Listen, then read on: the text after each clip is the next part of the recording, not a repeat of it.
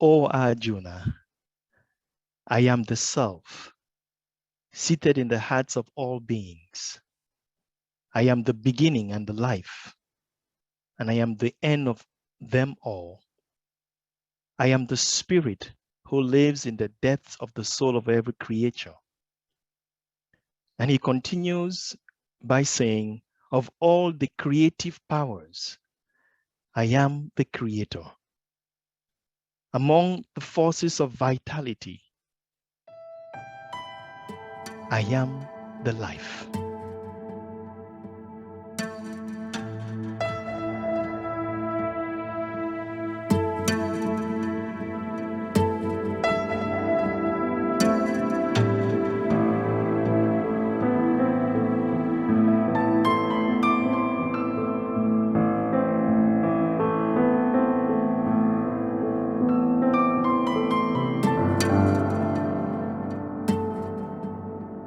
And so, friends, we start our public talk today trying to connect that vital original power to the cosmic law field that surrounds us, that interpenetrates us and guides and makes us part of the greater whole. You could ask the question, what is universal love? Where does that inner force come from? It is sometimes described as love which is patient and kind, love that does not envy or boast. It is not arrogant or rude. It does not insist on its own way. It is not irritable or resentful. It does not rejoice at wrongdoing, but rejoices with the truth. The source of this description is universal love. The ancient wisdom of Lord Krishna says, who is different, who is indifferent to praise and to censure, who enjoys silence, who is contented with every fate that comes to them, who has no fixed abode, who is steadfast in their mind and filled with devotion, such a person is their beloved. And so for the aspirant, the seeker of truth, universal love can be the love that is born by the universe as a participant in the social or cosmic order. For a disciple, universal love can be love that is shown to each being as a bearer of a piece of the universe and recognition. This love can be developed in particular through devotion to the divine. This universal love is God itself. So how do we connect to the universal love, friends? Through a new consciousness that has to be born. This new consciousness awakens from the Atman, from the spirit spark in us.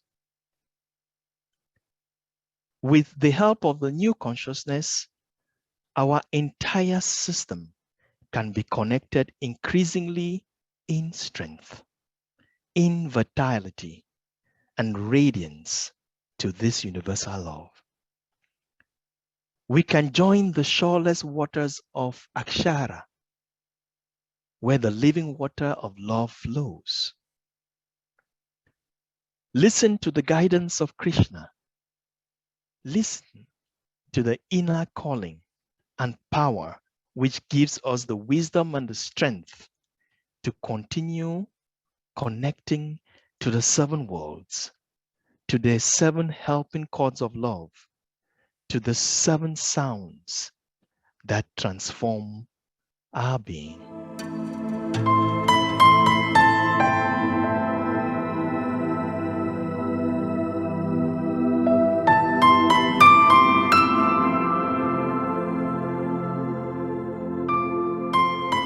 so, ancient knowledge from the many traditions are very useful today, because as we carry that yearning to return home, a trail is shown going back many centuries.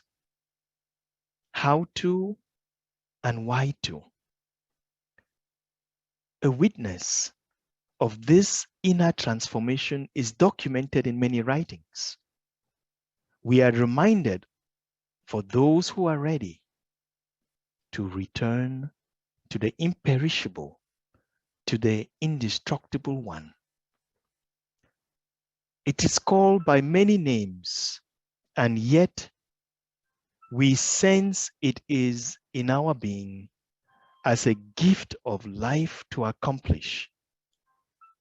The compass is in us, and the ancient knowledge, documented and passed down, reminds us that there is a map, there is a path, there are stages of development. The more we spend time contemplating this path, the heritage of ancient knowledge, the more the universal law field affects us, and we can hear the voice of Krishna, the inner God, who guides our chariot of life, our chariot of life systems to victory. And so we ask ourselves, we know this already. The kingdom of God is within us. We start with that which is within us. We'll all have the potential to be Arjuna within and have Atman, the rose of the heart, which must return to the perfect world of Brahman. We are given choices every day to realize who we are, to make straight the path, and to discover the truth. The truth needs no other proof than the knowledge one has of it.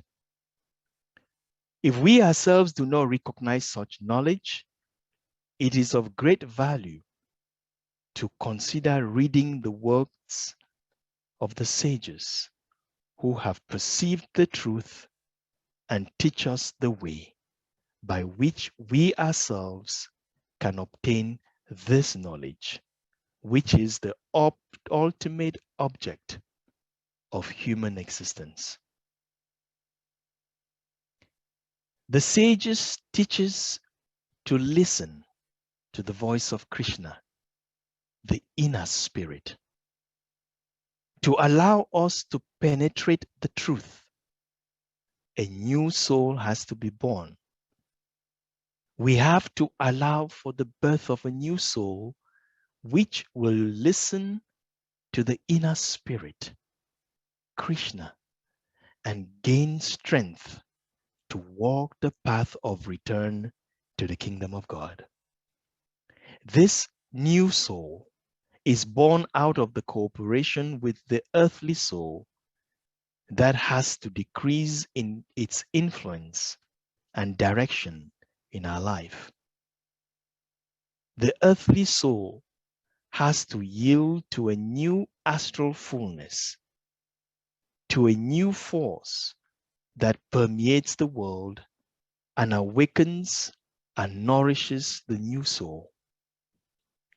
This nascent soul perceives the vision from the spirit, and after a moment in time, agrees to follow the path of return to the oneness of life.